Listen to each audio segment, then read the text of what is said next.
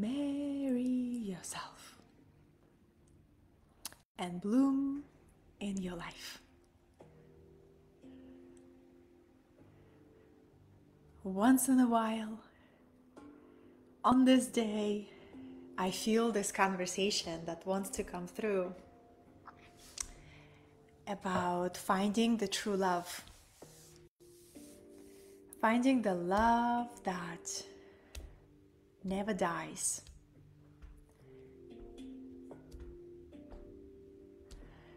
Finding the love that never ends. All of us are looking for love. And sometimes all life's long, we're looking for that one person, our soulmate, with whom we're gonna feel like home, right? Oh, what a beautiful, fascinating journey. That seeking is so pure, I would say. It's so honest. And I think before we can let go of that seeking, we get to recognize it and honor it and actually feel that yearning and accept it and embrace it.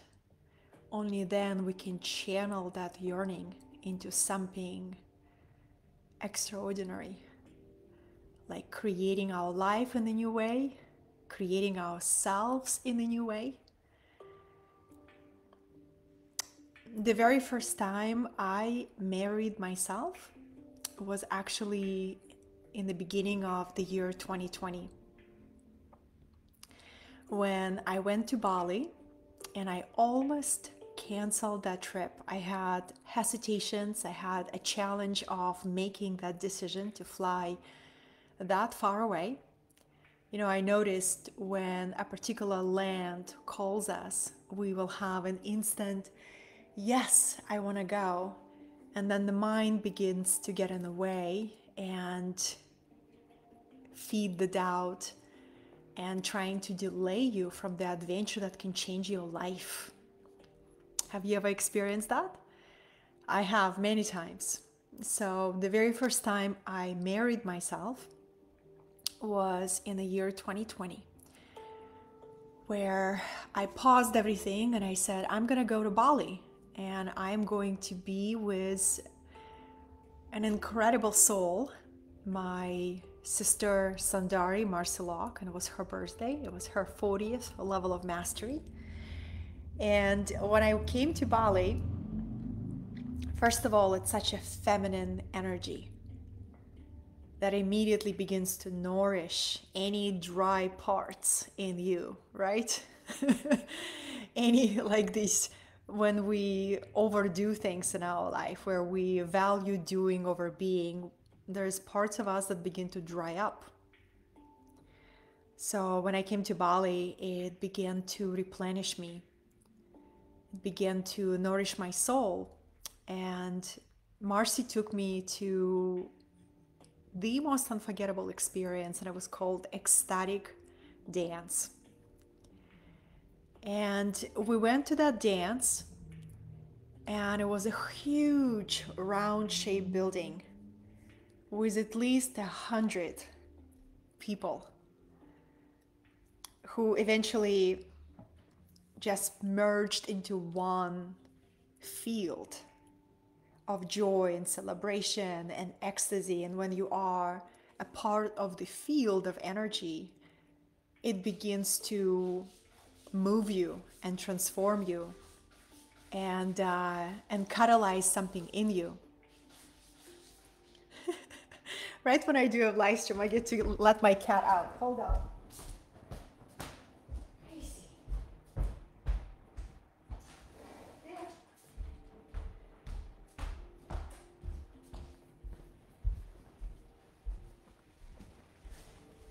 I had to let my fur child out.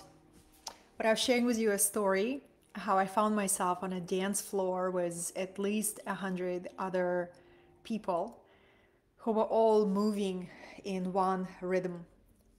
And to be a part of that experience was a truly a gift, one of the treasured memories in my life, because in ecstatic dance, you can close your eyes and have your own experience and can really dive into the moment. And in that moment of dancing and allowing the music and allowing the passion of my soul to move me, I had a mystical experience, full-blown mystical experience. And there was this divine energy that came through. And I immediately knew this was Shakti, divine Shakti or divine mother.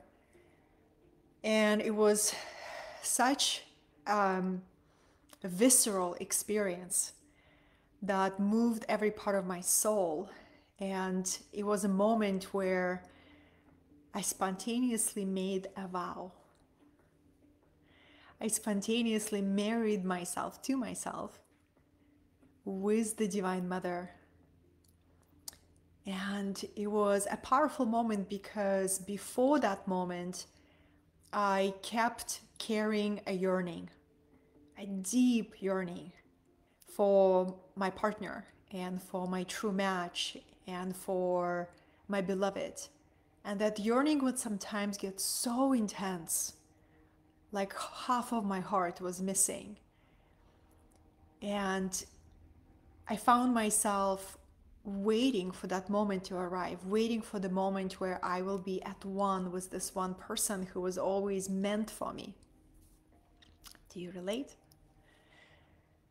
And I even noticed holding myself back from rising in my leadership and in my service in a bigger way because I was waiting for a more mature, more leadership skilled partner who I could do it with.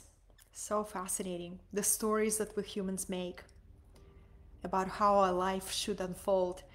And in that moment in 2020, in February 2020, before the world changed forever, I was on that ecstatic dance floor feeling so free and liberated. And when the body is free, the soul can download the truth inside the body. So in the middle of that dance, that ecstatic union with the moment and the mystical experience that came in, I received this powerful transmission that the marriage, the inner marriage, has taken place. It was one of those memories that is etched in my heart forever. And then after that, I was guided to get myself a ring. I have this one. And it's a snake. It's a serpent. So it's a ring of a priestess. A serpent from ancient times represents wild, divine wisdom. The wisdom of the earth. The wisdom of direct experience. The wisdom that only you can access and to embody from your body, from your sensual nature, from Eros, from Shakti itself. So I remember I got this ring as a memory of the inner marriage, inner union that took place. And then later I was guided to all these ancient mystery teachings about the sacred union as, you know, the essence of the mystical path. How we have these two energies, yin and yang. And they're dancing inside each other. And this is the essence of the work, is to come to the place within you where you are experiencing wholeness. And that wholeness doesn't depend on anything external, doesn't depend on presence of another person or anything. You begin to source that love from within. I remember reading Richard Rudd, Gene Keys chapter 55, and he has a beautiful chapter of a prophetic writing on the sacred couple and a sacred marriage. He said, until this point, the world has only seen an individual enlightenment. where a person will come to their realization and they will do it individually, right? But the world is yet to see a mutual self-realization where two awakened beings are guided together and to experience that mutual enlightenment. And that's what he describes the sacred couple and the sacred marriage. If you want to read about it, the Jinki 55 book, the main book, the chapter 55, it will move your soul so deeply. But before we're able to activate that code of sacred marriage, sacred couple within us, we get to take responsibility for every pattern, every victim pattern. And the victim pattern is, waiting for somebody to arrive into your life and make your life better, or make your life different, make your life more interesting. When you're gonna waste a lot of years waiting for that moment.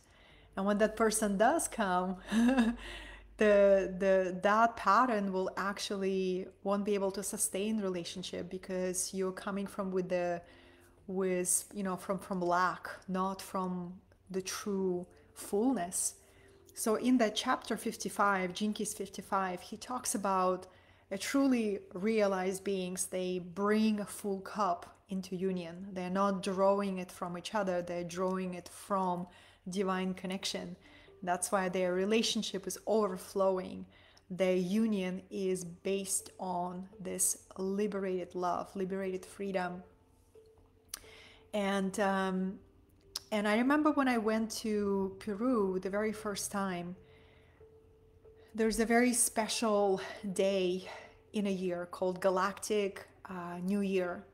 Right before Galactic New Year comes, in its Mayan tradition, there's a day out of time. It's July 25. It's a day out of time, basically where time doesn't exist in a way and anything is possible. And I remember I was in Peru, Sacred Valley, for my very first time there, and I brought my ankh, I brought my mystical tools, I gathered flowers, and I entered another self-marriage ceremony, another declaration of choosing that inner union, that inner marriage.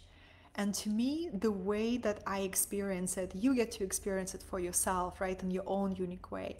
But for me, it's a vibrational experience where I give a promise to myself to never source my happiness from another, to always come back to this inner stream where true joy, where true happiness is, where it can be found, and to source that from there, and then come back to any relationship that I'm in from that place of inner wholeness and inner fullness. And this is the essence of this process of marrying yourself and then blooming in your own unique life. I was reading Yoga Sutras this morning. There's a translation that I really enjoy of Yoga Sutras of Patanjali.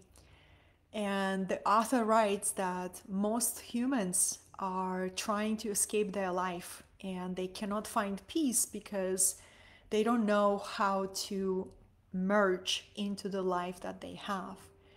And they keep escaping, right? Keep running away from that. And that means happiness will always elude them and peace always elude them.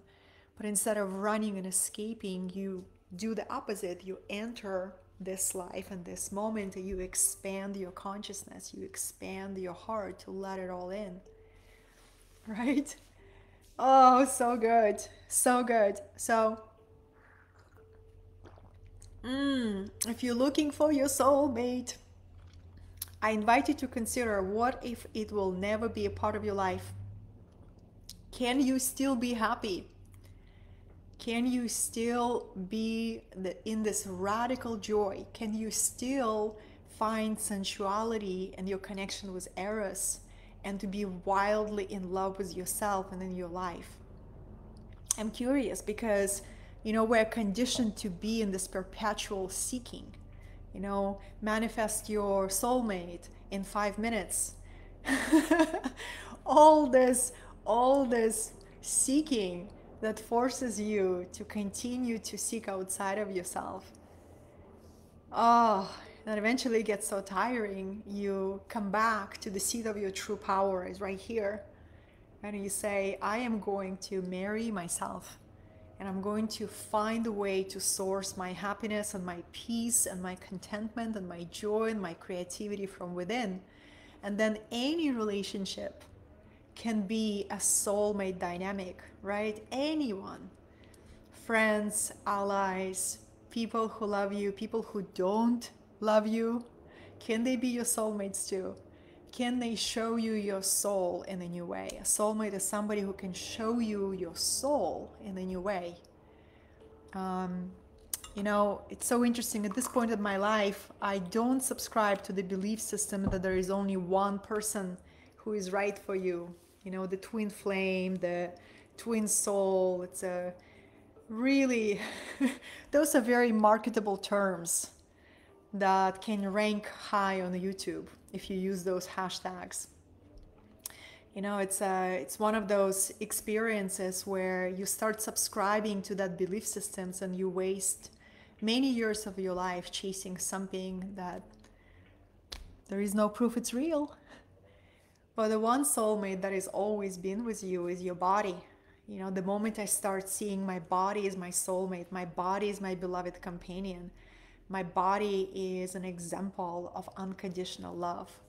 This body loves us so much, it will let us do anything to it, including it will let us abuse it, it will let us undernourish it, right? This is the power of how much this body is faithful and loyal to us. So the ultimate romance is a romance of a spirit and matter, soul and the body. That's the romance that we're here to discover. When we discover that, we begin to engage with the body in a different way. We can begin to almost, you know, sometimes I have these moments, I want to, if only I could bow down to this body and say, thank you for being here for me. Thank you for enduring my foolishness. Thank you for enduring my abuse when I was so neglectful of you. You can write letters to your body. You can write yourself love letters. And you know what it will do? This process of marrying yourself, this process of dropping the waiting, dropping the soulmate obsession, dropping the twin flame conversation, you know what it will do? It will begin to create spaciousness around your heart. You will begin to engage with people in a more spacious way instead of, are you my soulmate?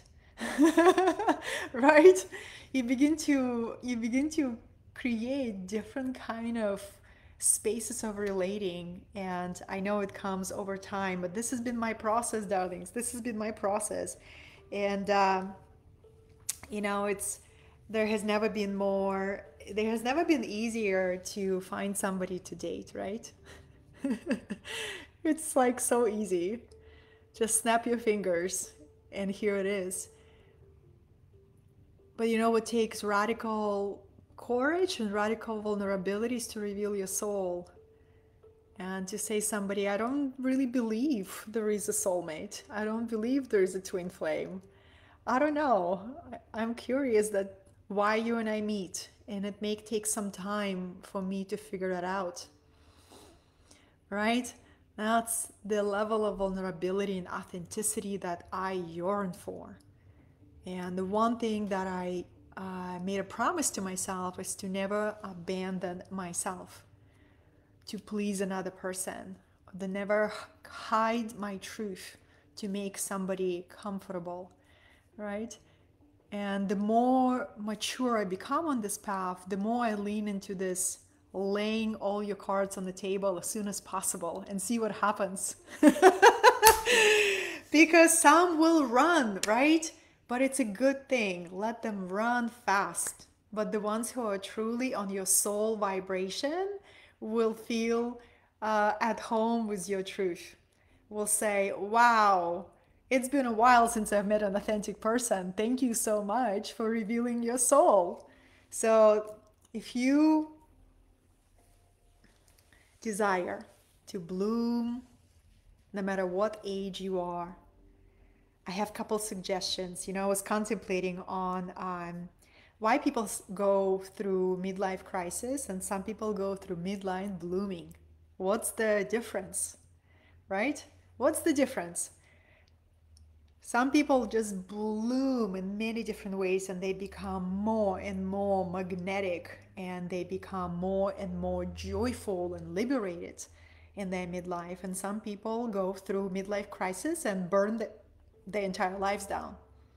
Well, this group, the ones that go through midlife crisis, I can promise you, or I can make a very bold assumption,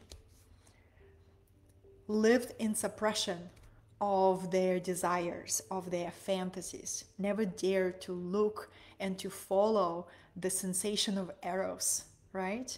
Wanted to be a nice girl, nice guy, right? Good wife, good husband, whatever that means. Suppressing and choking on your desires never creates wild, true intimacy. So it's only a matter of time when all that suppression erupts and you want to burn down your whole life, right? So this is a really powerful chapter. You know, if you are a similar age as me, I'm in my early 40s. I love this time. I absolutely adore this age. You know, it's to me, it's the age of this being at peace with who you are, trusting yourself, loving yourself, accepting yourself. You know, accepting your body is going through changes, and accepting your voice, accepting your passion, accepting your your humanness, everything, and letting go of what other people expect of you. It's a really liberating chapter. And then listening to new desires that come online, the new curiosity that comes online, new exploration. I was sharing with a dear friend of mine last night. There's a whole other expression of eros that is coming up for me that I desire to dance with in a new way, you know? And it's so powerful to listen to that and to attune to your sensual nature, because we are in this animal body, right? We are a soul in an animal body. And but I would say the main piece that I wanted to share on this very brief live stream before I go to my next activity, divinely inspired activity, is so far I already had at least 2 self-marriage ceremonies, and they can be so simple. You know, get yourself a promise ring that every time you look at it, this is your promise of loving yourself unconditionally. This is your promise of, you know, keep building the home within, keep letting go of these unrealistic belief system and societal programming that one person has to meet everything for you, and there is only one twin flame for you, right? Can you really be sure that's true? And when you believe that, does it expand your heart, or does it keep you stuck in a place of waiting and not truly living?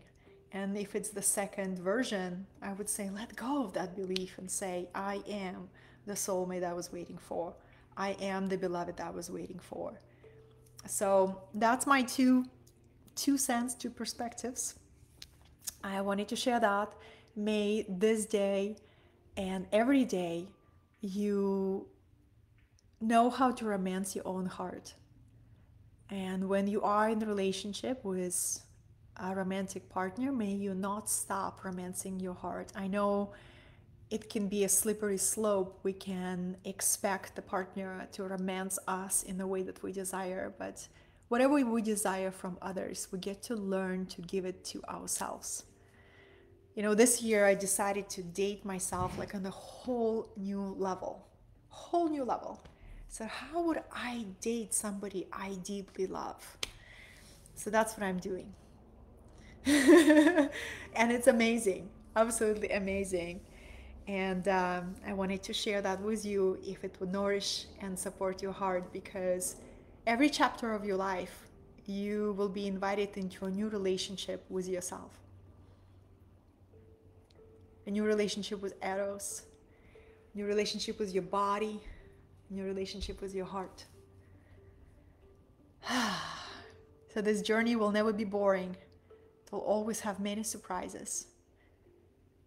And I hope you continue to find adventure in this journey. May you bloom in your own way, in your own life.